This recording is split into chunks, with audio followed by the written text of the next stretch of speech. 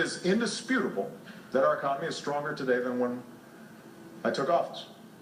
By every economic measure, we are better off now than we were when I took office. American economic greatness has never trickled down from the top. It grows from a rising, thriving middle class, and too many families still work too many hours with too little to show for it. Job growth could be so much faster, and wages could be going up faster if we made some better decisions going forward with the help of Congress. President Obama in Illinois talking about the economy, turning the page. We're trying to. He listed a whole bunch of things with the U.S. economy. As you can imagine, Republicans from the Senate Budget Committee put out their own charts, including this one, the recovery from a recession back in 1981 and the recovery in 2000. This is about labor force participation and the rate. And you can see the blue line there is the recovery now as labor force participation has dropped significantly. We're back with the panel. George. Well, the president went to the state of Illinois to brag about the economy. Illinois has 300,000 fewer jobs than it had in 2008. For the last 4 years in the state of Illinois, the number of new food stamp recipients has increased twice as fast as the number of new job recipients. He was speaking in Illinois on a college campus.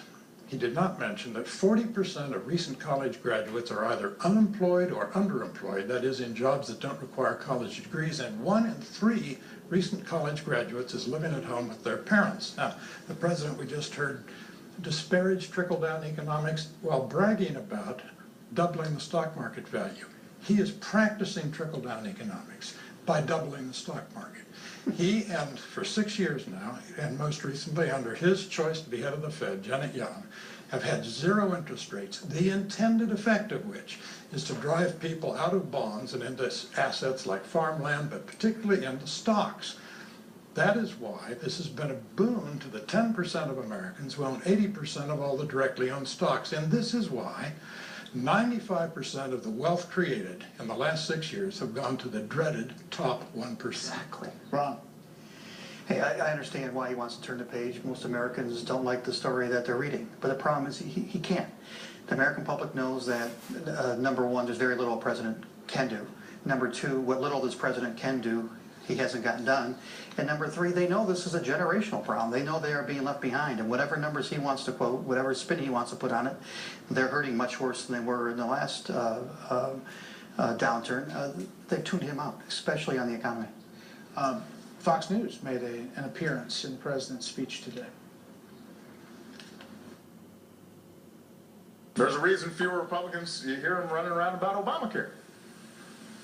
Because while good, affordable health care might seem like a feigned threat to the freedom of the American people on Fox News, it turns out it's working pretty well in the real world.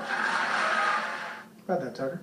That's exactly the guy he said he wouldn't be when he ran in 2008. I was there, I covered it, I went to all his speeches. He said, I will not be a demagogue, I will tell you the truth. I'm not going to give you pat, easy answers and make you feel good. I'm not going to feed you candy.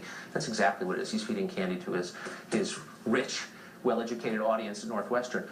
George's point is the deepest one I've heard in a long time. The irony that Obama, who by the way described the problem pretty well, I thought, in the speech, of the hollowing out of the middle class, has presided over the steepest rise in income inequality in at least 100 years. It's amazing. It's also, by the way, a recipe for social unrest, ultimately, real social unrest, potentially. But listen to his solutions. They work banal as charitable as a contribution. High-speed internet in high schools, fully funding Head Start, more money for community colleges, a $10 minimum wage. Fine, we'll give it all to you. Does anybody believe that will reverse those trends? No, it's pathetic. One more depressing data point. Thank you for that. The president's cheering on his job creation. We just recently got back to the number of jobs we had in 2008. The problem is there are 15 million more Americans than there were in 2008.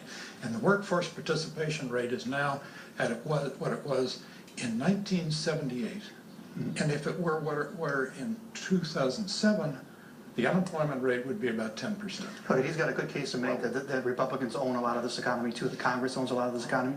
But you can't make that case, to your point, when you're literally talking to maybe half of the American public when you make that Fox News crack. That's just not how a leader leads. Turning the page, we didn't have time for it, but to read the complete quote from his former Defense Secretary Leon Panetta about Iraq and the efforts to keep U.S. troops there and the concerns is really quite something. I'm sure you're